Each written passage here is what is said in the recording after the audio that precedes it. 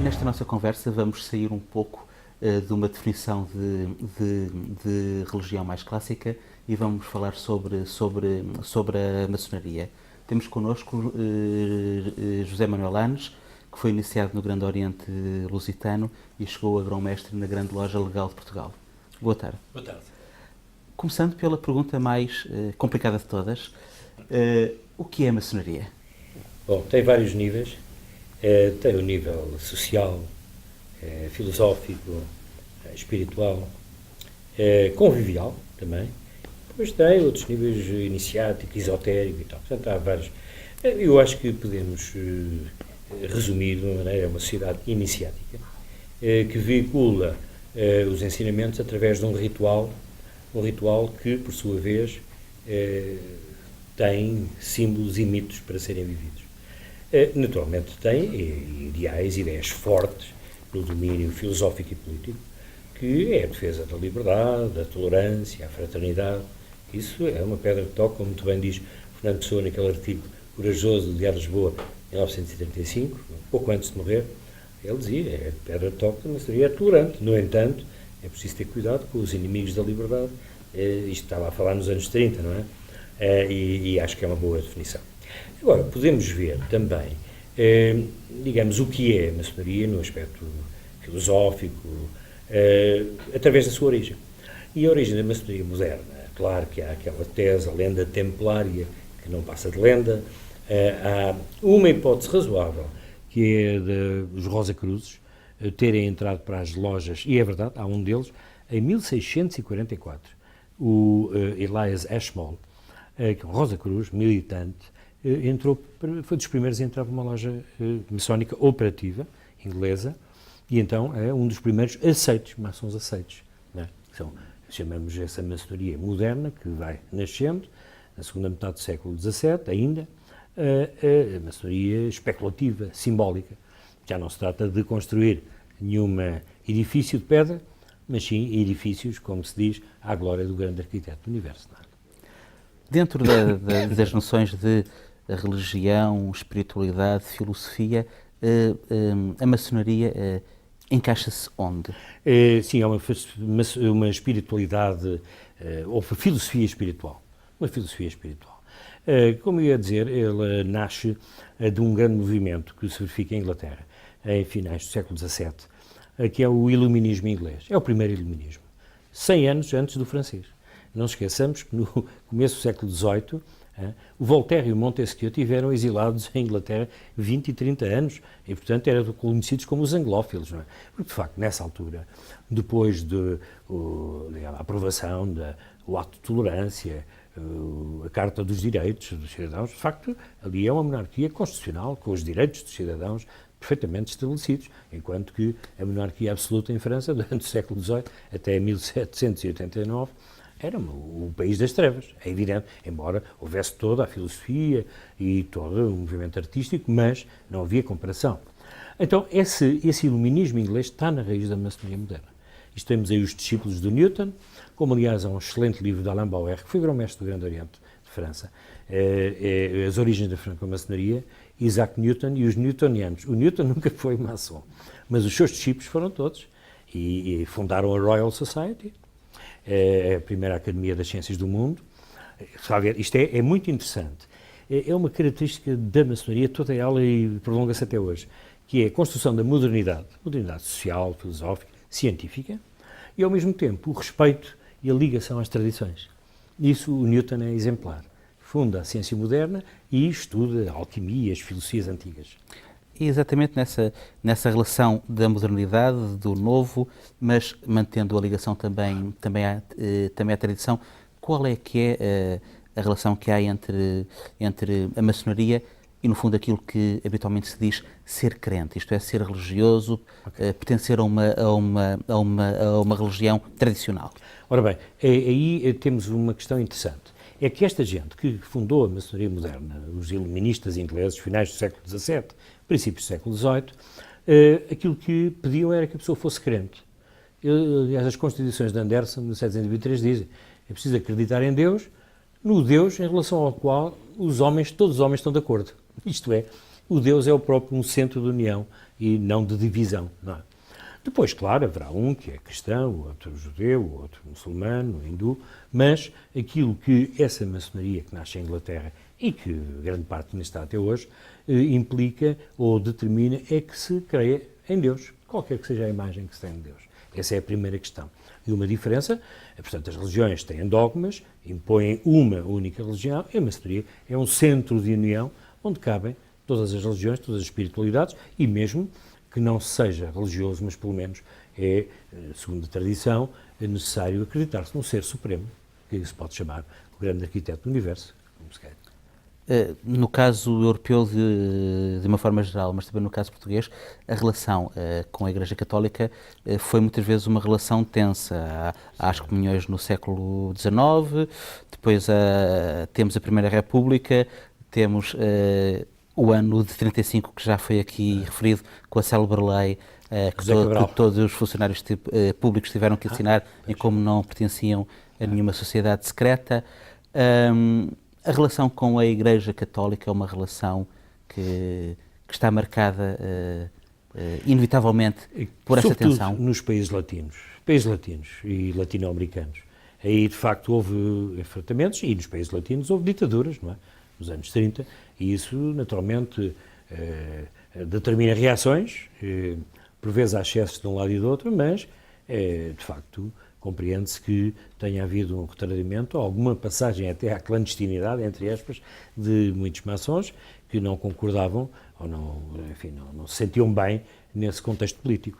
Mas a verdade falou no século XIX, e as condenações papais são desde 1738, a primeira bula papal de condenação, era sobretudo por razões políticas. Dizia que era um grave perigo para os Estados haver maçons que se reuniam em segredo.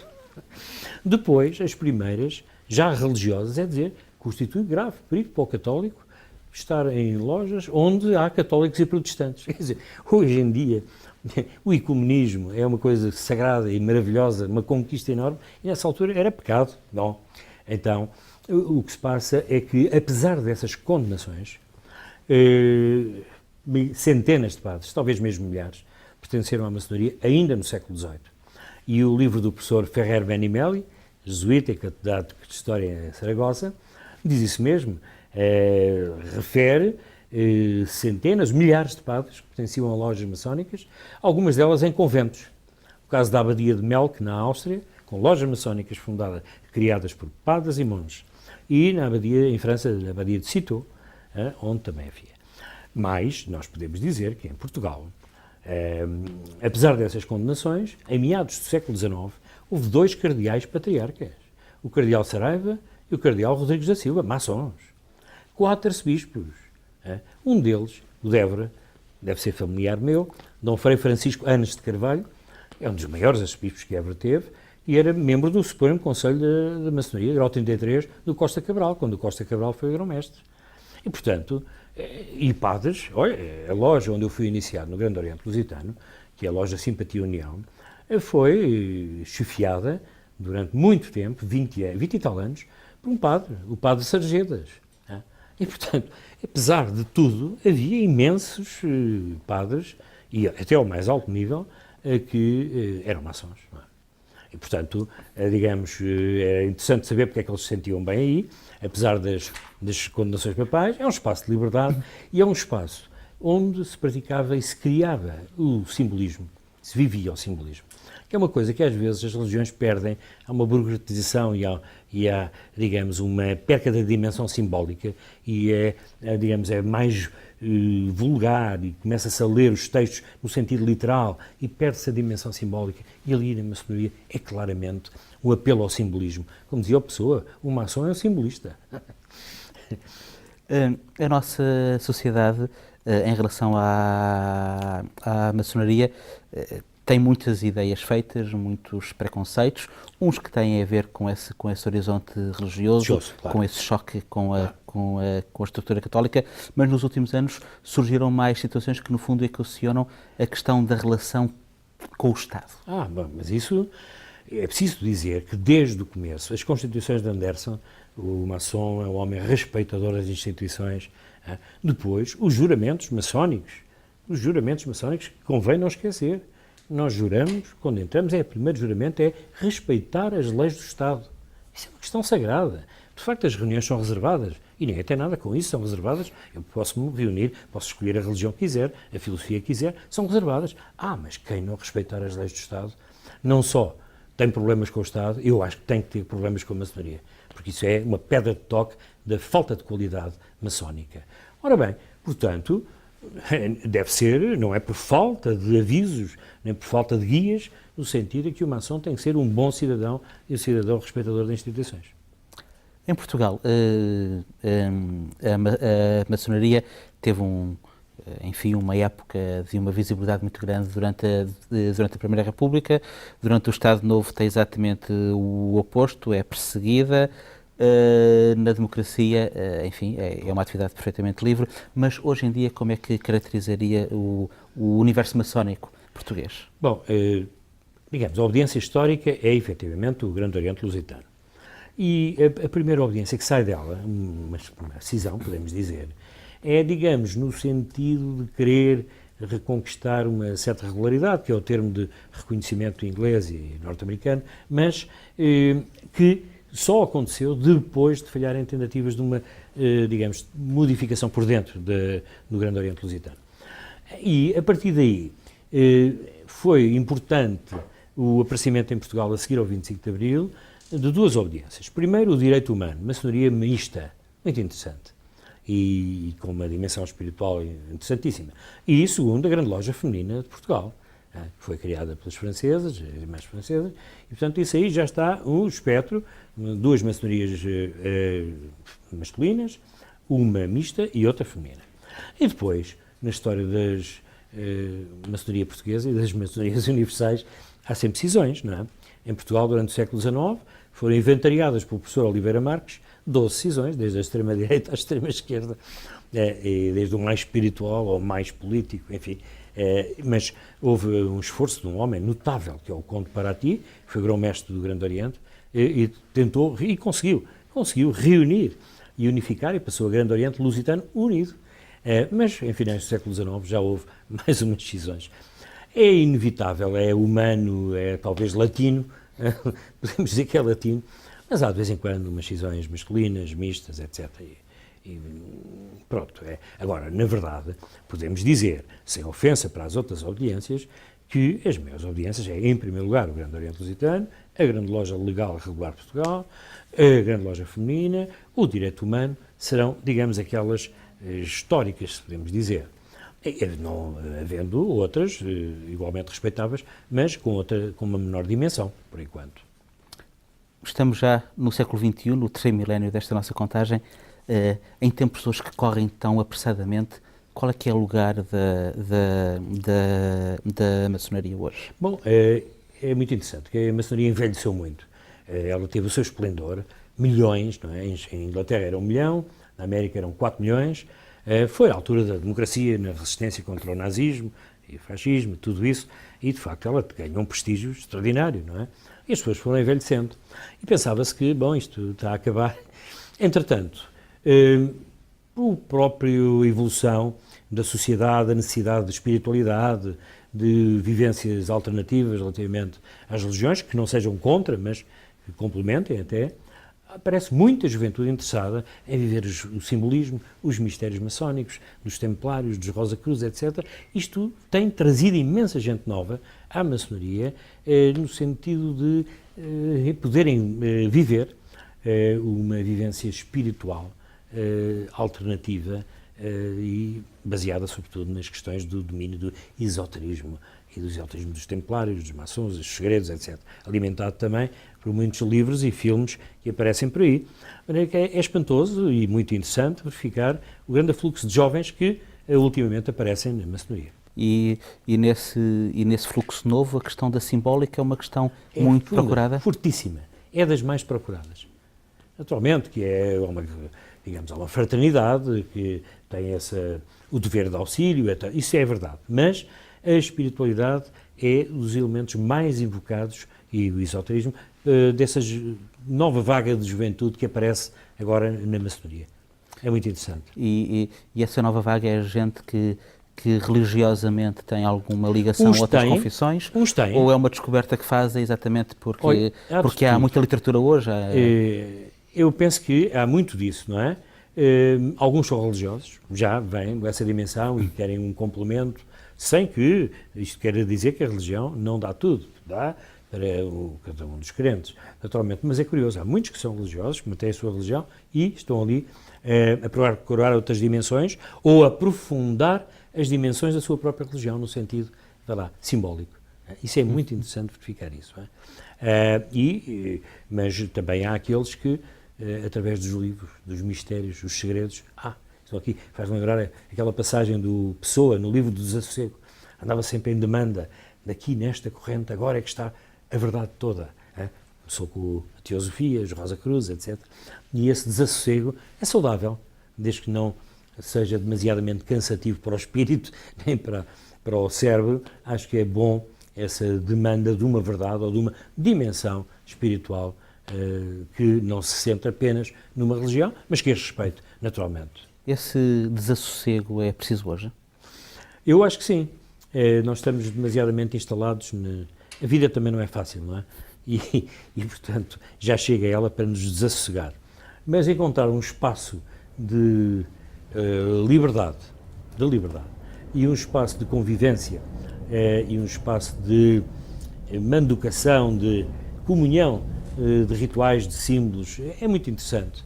E eu acho que esse desassossego, porque é a demanda permanente, o que é que isto quer dizer, qual é o significado profundo desta passagem, etc. Isso eu acho que é um desafio e é algo que nos pode alimentar espiritualmente. Temos estado a falar no indivíduo, passando agora para a sociedade. O que é que a maçonaria pode trazer à sociedade hoje? Bom, ela tem trazido, ao longo da história, tem estado na origem de, a ONU, através da Sociedade das Nações, criada por maçons, Cruz Vermelha, os Rotários, os Lions, um conjunto de organizações que estão a serviço da humanidade, não é? E temos muitos maçons que não criaram nenhuma organização, mas que mantiveram os princípios da maçonaria na sua campo de ação, e ao mais alto nível, não é? É o caso de presidentes da República, primeiro-ministros, nos mais diversos países, não é? No Brasil são 13, na América são 20 e tal, etc. Em França outros tantos, e aqui também alguns. Há muito uma narrativa construída, em setores variados de que a maçonaria controla o mundo, pretende controlar o mundo. Isso faz parte das teorias da conspiração, muito em voga. Exatamente. Cada vez mais em voga. Felizmente que agora aparecem outras organizações, os Bilderberg e que repartem a conspiração. Porque a maçonaria já estava um bocadinho cansada de ser, desde aquela questão dos protocolos dos sábios de Sião, que é uma fantasia criada pela polícia secreta dos czares, em França, e que, digamos, isso está completamente referenciado, mas também é a conspiração judaico-maçónica, isso é os maçons que controlam o mundo. Bom, é evidente que é preciso não esquecer que ela teve muito poder e há momentos históricos em que ela tem poder. Não o poder da organização, mas poder porque tem elementos que é o Presidente da República, é o Primeiro-Ministro, enfim, ou o Secretário-Geral da ONU, quer que seja. Nesse sentido, ela vê-se representada na ação desse indivíduo, se ele for fiel aos seus princípios. Mas como organização, ela tem o poder dos seus membros, não tem o poder como organização, mas tem o poder dos seus membros. Mas porque é que acha que a sociedade, no seu geral, vai alimentando estas teorias da conspiração? Porque aquilo que é reservado, não se pode espreitar, não se pode ver em direto, é algo que nos irrita, nos faz uma certa comichão e que nós temos que pensar, se eles não deixam ver, é porque há ali qualquer coisa, desde matar as criancinhas, comer os recém-nascidos e coisas assim, e depois outras questões mais escabrosas ou, do ponto de vista político, mais problemáticas. É inevitável, se ela tivesse as portas abertas, também, mesmo assim, estou convencido que se arranjaria devido ao poder que os seus membros têm. Portugal tem algum, sob o ponto de vista político, mas, sob o ponto de vista económico, não é tanto assim. Há outras organizações próximas das religiões ou outras, que não religiosas, têm muito mais poder que a maçonaria, sob o ponto de vista económico. É o caso da Trilateral, de Berg e Opus Dei, não é? Já que fala em religiões agora, do seu campo de trabalho, já não especificamente enquanto maçom, o seu trabalho passa muito pelas questões da segurança internacional, mas também das relações com o universo religioso. Como é que vê hoje em dia, no fundo, um crescimento de um fundamentalismo religioso e um crescimento, por exemplo, no que diz respeito ao Islão, de uma certa fobia que é cada vez mais presente? Isso é preocupante. É um segredo, isto é uma questão fundamental da segurança, manter-se boas relações com as comunidades religiosas no nosso país e mesmo até fora dele, se for possível, e é interessante também, porque há migrações, isso é fundamental, porque quando as pessoas se sentem discriminadas e maltratadas, depois têm razões de queixa e às vezes podem arranjar um discurso religioso, uma roupagem religiosa para, enfim, extravasar a sua indignação. Para é que é preciso ter cuidado. Nós em Portugal temos uma felicidade enorme relativamente ao Islão, porque a comunidade está, no essencial, bem integrada e muito bem dirigida. E eu saúdo, enfim, o líder religioso da comunidade islâmica em Portugal, Sheikh David Munir, e saúdo também o meu querido amigo e professor Paulo Mendes Pinto pela sua ação militante nessa questão da aproximação, de estabelecer as pontes. É a chave de uma boa segurança, é o diálogo, as pontes, o conhecimento mútuo. E esse, efetivamente, em Portugal tem corrido muito bem. Não só pelo nosso... Eu penso que ainda a maior responsabilidade de isto correr bem cabe aos muçulmanos que estão aqui. Eu lembro-me que o Sheikh Munir contava, quando se construiu a mesquita, muitos muçulmanos disseram, vamos construir aqui casas ou viver nestas casas aqui à volta. E alguém disse, não, eles próprios, nem pensar isto era fazermos um gueto. E isso é um dos segredos da boa integração, é a dispersão das pessoas onde estão os outros todos, onde está a maior parte dos cidadãos deste país, e aí é fundamental essa diluição, porque eles são como nós, e não, essa guetização tem levado a grandes problemas em Inglaterra, por exemplo, em França, alguns, e isso foi conseguido em Portugal graças à sabedoria dos muçulmanos em Portugal, mais do que à nossa sabedoria. Agradeço-lhe as suas palavras simpáticas e não é por retribuição, mas recordo uma conferência que nós organizámos talvez há uns 2, 3 anos já, em que veio falar sobre o Islão e estavam presentes vários muçulmanos que no fim me vieram dizer, muito admirados, mas muito contentes, como é que o maçom sabia tanto de Islão e sabia bem, não tinha ideias feitas, não veio lançar preconceitos, ofensas, mas saindo desta questão que de facto revela também o seu sentido conhecedor, mas também humano. Se me permite, eu devo confessar, em primeira mão, que eu cheguei a pertencer a uma tariqa sufi em França, o sufismo, do esoterismo do Islão. Ora. E, portanto, foi interessantíssimo. Uma proximidade muito grande então. Exato. Mas em Portugal temos uma situação, de facto, que a vários níveis tem funcionado muito bem, mas e a restante Europa? Estamos a caminhar para uma tensão cada vez maior? Muito grande. É altamente preocupante.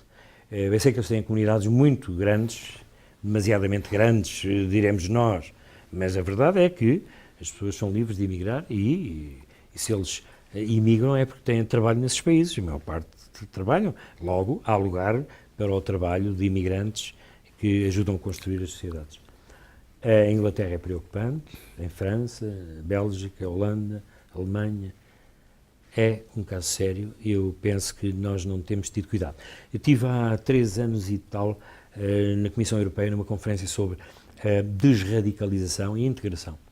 E tem havido países, a Holanda está a fazer um bom trabalho no sentido de retirar esses jovens muçulmanos dos circuitos de radicalização, de arranjar perspectivas, formação profissional, e isso eles têm investido bastante.